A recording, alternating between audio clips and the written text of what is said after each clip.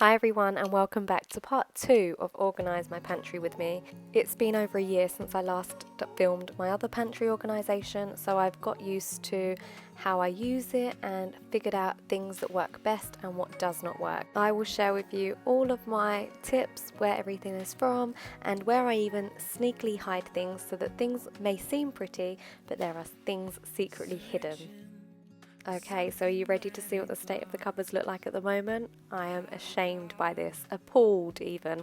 It was Christmas recently and I just let loose. I just really neglected this space and it has been driving me mad for the past few weeks.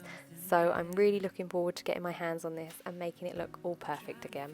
The first thing that I always do, and my biggest tip, is to make sure you get everything out of the cupboards. This is because there's no point doing shelf by shelf. You literally have to just get everything out and then try to organise around it. It may seem like the worst idea in the world when your whole kitchen is covered with the whole contents of your pantry, but it's the only way you can kind of organise properly and decant things into better things and check that things are out of date, and then it also means that you know how much stuff you have to go back into your cupboards. Broken hearts, 'cause I don't wanna waste my time.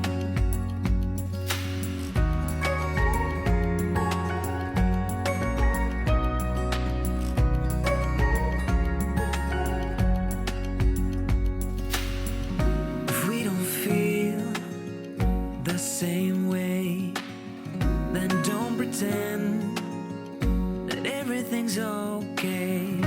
Don't string me along the way you do. Once everything's out, I give the cupboards a good wipe down with disinfectant spray and a cloth. They're normally quite crummy and dirty, so I also get the hoover out and hoover them as well. So go in to take out the condiment stand and give that a clean in some soapy water and then put it back in. So maybe I should go. If I had known from the start, this wouldn't have ended with broken hearts. 'Cause I don't wanna waste my time. No.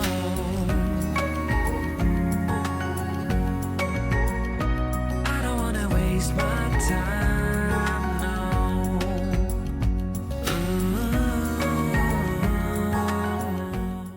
The stand that I use to put my condiments on is from Lakeland, and it's actually extendable, so it folds, the second half of it kind of slots in, but you can extend it out wider than the cupboards that we have now, or smaller to your cupboards, so it's really good.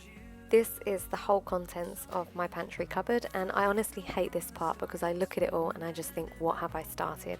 I try and section everything so that it's typically where it would normally be going back, so I don't get too confused. But the first thing I start to do is I start by putting the biggest items from the pantry in, because they normally go in the same place. I'm quite happy with where I put them last time, so I'm just going to start by doing that.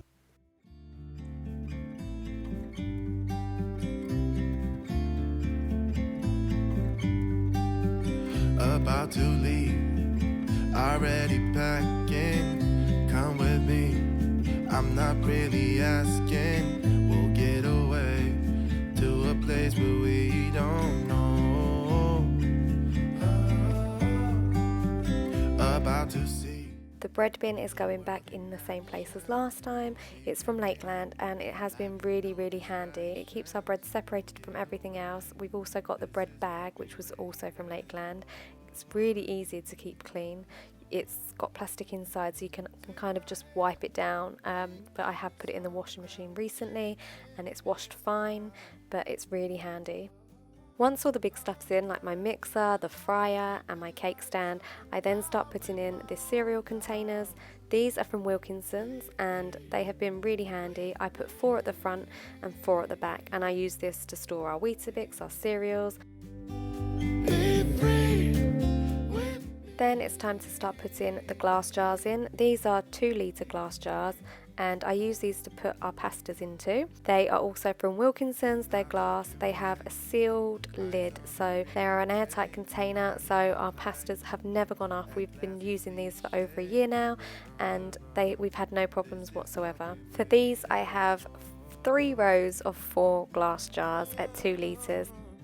Then I put the egg container underneath the bread bin. I had a few comments before about why the eggs were in the cupboards and not in the fridge. Here in the UK, our eggs are farmed differently than the US, and we can keep our eggs in a consistent room temperature or in the fridge. It's up to you, but if you do keep your eggs in the fridge, you are supposed to leave them out 30 minutes before cooking them. On this side of the pantry, it's where I store my baking products, so my flour, I also put sugar and raisins in this side.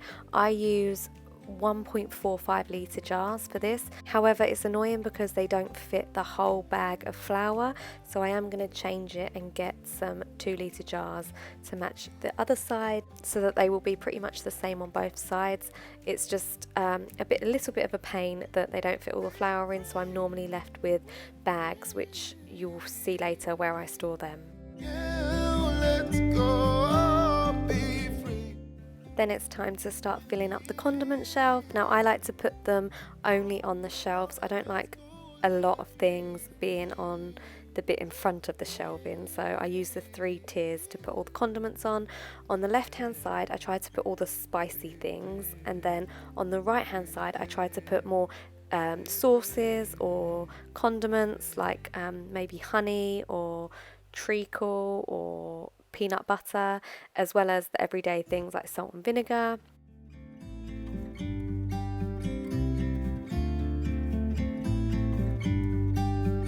About to leave, already packing. Come with me, I'm not really asking. We'll get away to a place where we don't know. About to see. Now the only things that don't fit onto the 3 tiers because they're too tall is the olive oils, which really annoys me. So they're in plastic bottles at the moment, but I do actually want to get a glass olive oil bottle. You can get some really nice fancy ones, so hopefully the next time I do this I will have one of them. After putting back the big things, the jars and the plastic containers, this is what I'm now left with, which is a huge change. So I'm now going to start sorting out the baskets which contain those leftover bags of flour, some baking things, and those annoying things that come in cardboard boxes. Next to go in are these wire baskets. I got these from Poundland, and I use one to put my vegetables in and one to put fruit in. Then it's the potato bag. This takes up its own little shelf here. This is also from Lakeland, but it has been washed recently, but it hasn't washed very well. It's kind of lost its toughness, so I would recommend hand washing these. It's now time to sort out what's left on the worktop and what hasn't gone back into the cupboards. Now most of this is stuff that has to be or can be put into jars. I had quite a few new jars that was empty, so I'm just going to now spend my time decanting and organising the leftover products.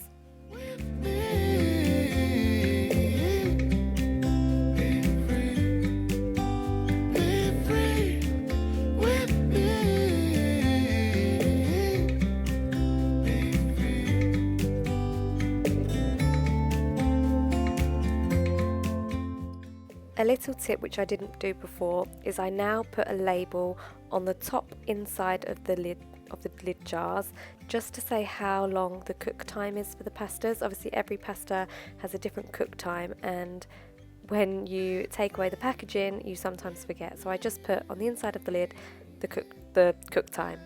We'll get away, this is what we waited for. Take my hand, we'll make it somehow. We can't miss out. I'm done living life with the lights out, down with my own doubts. Be free with me. Be free. Be free with me.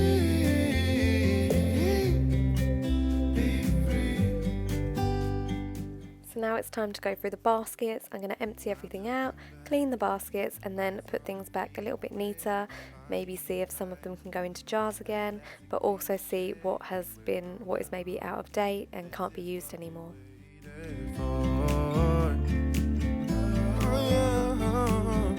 Take my hand, we'll make it somehow. We can't miss out. I'm done living life with the lights out. Die with my...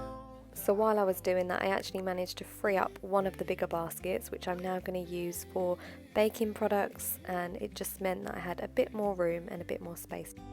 Be free with me.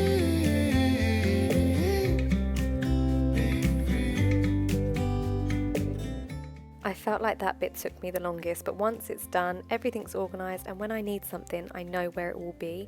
So now it's time to put those baskets back into the cupboards. I put 2 down on this bottom shelf at the back. These ones can't be seen because I then put 3 of the smaller wicker baskets at the front. I then placed 2 of the larger wicker baskets at the top shelf, and these are from Matalan. I really love the natural look it adds to the cupboard, so with the wicker baskets and the glass jars and the plastic, it just all really balances well. It also hides things that are at the back, like the George Foreman and our pasta maker. It just puts them at the back but out of sight, I guess. I also have placed one by my baking machine. These ones are full of baking products, so it just makes sense that they're all together. I have no idea why we have so many bottles of water. We've never had this many. So I'm just going to put these at the back of the cupboard in a line, and then the box will sit in front of these and hide them. I use this wooden box to store all of the dog bits. It's from Lakeland as well. It normally has Blue's name chalked onto it, but it's just really handy to have all of the dog bits all in one place. Slowly but surely I am working my way through what is left on the worktop.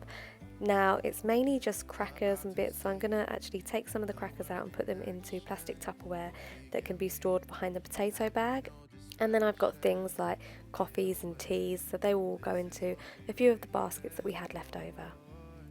Now onto the best bit, which makes this organisation video better than the first one. I am going to be using these printed sticky labels for my jars and containers. They're from a company I found on Etsy called Print Tailors, and I will leave a link to their Etsy store below so you can shop them too. You can have customizable ones or just their pantry set. I went for their pantry set, but I do have to send them a message and order some more customizable ones, because we have quite a few pasta jars and you only got one pasta sticker. So you might notice that I actually put a sticker on a jar which does not quite represent the jar, but I wanted it to be labelled. I tried my best to go to something that was something quite as close, but I wanted it to look really good for the photo, so I've just put it on for now, and then we'll request some more. But they're amazing. They have gluten-free options, spices. My spice drawer is one that I'm going to tackle next, but they have everything. So what I've done is I've gone through them and picked out the ones that match the ones in my cupboard, and then I start sticking them on. I have noticed that they stuck better to the 2-litre jars and the medium jars than they did the smaller ones, which I think are maybe 1 litre. They were more rounded and they didn't stick as well. And there you have it, my updated pantry organisation video. There wasn't huge changes apart from the fact that I do want to get 2-litre jars for the flour. I would also like to get another crate for down below, and I would like to get some more labels. I think the labels really add to the look of the pantry when you open it. Even when Adam opened the cupboard earlier, he was like, oh, very smart. I think it just adds a really nice touch. Thank you so much for watching, and if this has inspired you to do your own pantry, please do tag me over on Instagram at Petite Side of Style. Thanks for watching. Let's be